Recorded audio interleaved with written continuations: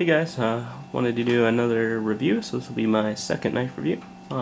Today I'm going to review a special knife that I got, I guess, about a year ago, around Christmas time, as my first custom folder.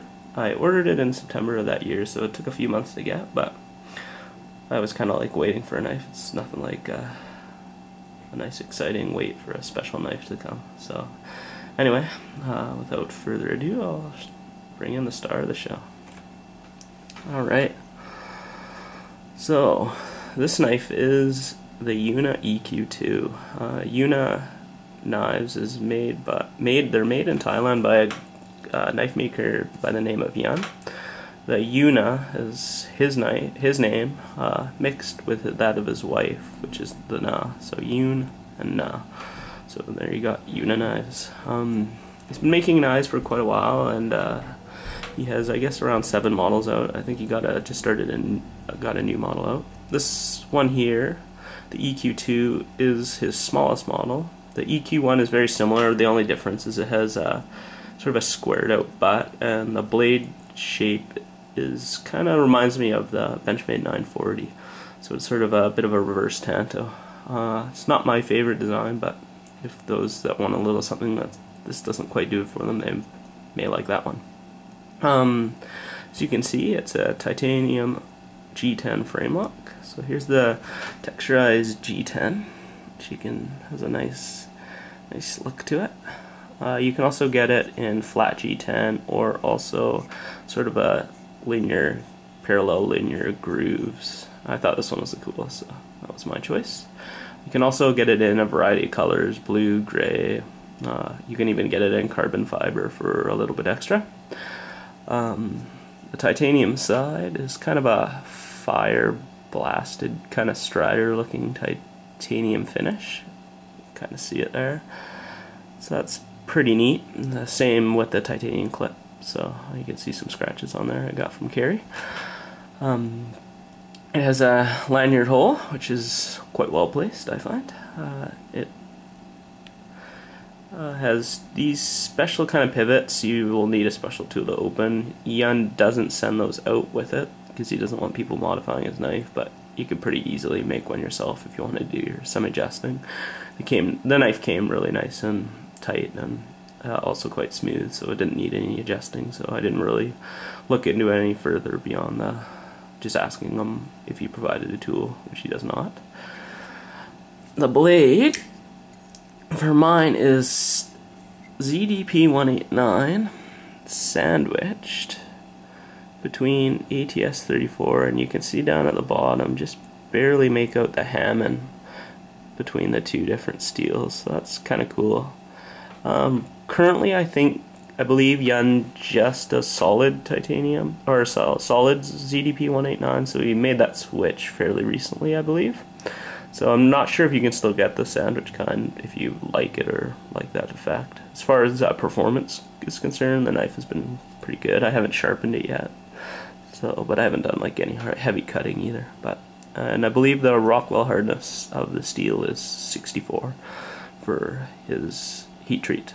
There you can see his stamp there, which is pretty cool. First I get a hard time reading it, but if you look at it for a sec, you can see the Yuna spelled out. A neat feature of this knife is the pivot actually also functions as a lock bar stop. When I first noticed it, I thought oh wow, it's kind of weird that he put that over there. It's kind of aesthetically not that pleasing. But after using it, I quickly realized that it functioned as a stop, so I thought, oh wow, that's pretty sweet. So I retracted that negative remark pretty quick. As far as the clip's retention is concerned, it's really good. It's a tight on the pants, which I like for an expensive folder.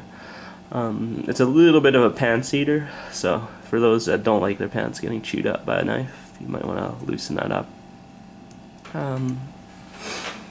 As far as smoothness, it's very smooth. So you can easily just open it like that, and you can close it one-handed, which I always like. One of the huge reasons I love frame lock blades. You can also really easily flick it open too. So for those that like to flick their knives, the Yuna is a good flicker. I personally don't really flick my knives. I just don't have a need for opening my knives that fast. I don't fight that many ninjas these days. So. In my old age, I guess I just don't need to open it that quick, and I kind of like just opening it slowly and regularly. As far as sort of the function of the knife, I have a hard time classifying this guy. It's kind of like a little tiny tactical tank with a bit of Japanese look to it, yet kind of reminds me of a little bit of a Strider Hinder look too. So it's kind of a mix in a lot of different ways. And it even kind of could act as a bit of a gentleman's folder, being so small. It's a little bit, it's blade heavy rather than handle heavy, which for this size knife feels really nice in the hand. You really feel like you have a lot of control with it. It weighs in at about 2.5 ounces, and the blade length is 2.5 inches with a 3-inch handle, so 5.5 inches long. So it's definitely a small little knife, which is one of the reasons why I actually haven't carried it that much. I've been carrying it for the last couple weeks because I thought, heck, why not? I like to use all my knives, so thought I'd give this guy a try and give my Sebenza a little bit of a rest. A knife that I'll probably review in the future, even though it's been done thousands of times by lots of different people, but I'll give my 2 cents on it anyway. So yeah, I've been really enjoying it. I tend to carry 4-inch knives, so it's a little small for my taste, but I'm getting used to it. As far as cutting performance is concerned, for a small blade, it's fairly thick at 1/8 of an inch. It cuts really well because it has quite a hollow ground blade with as you can see, a lot of belly in the blade as well. So, and it's also razor sharp. I haven't needed to sharpen it yet. Since I've only really carried it for maybe, I don't know, maybe a month total. But yeah, it seems to hold an edge really well.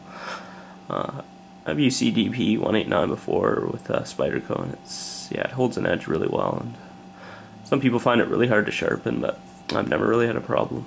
I personally use sandpaper and a mouse pad for my sharpening all my knives, and yeah, I find it works great. I get all my knives razor sharp and hair shaving sharp, which is, to me, perfectly functional. It might not be the hair splitting sharp as some people loved, but I don't really care for that level of sharpness. Yeah, so I'm probably approaching 10 minutes, so I'll stop this review now, but I'll give you one last look at the blade. So yeah, so that's the Yuna EQ2. If you guys have any questions, feel free to let me know. Alright, thanks. Bye.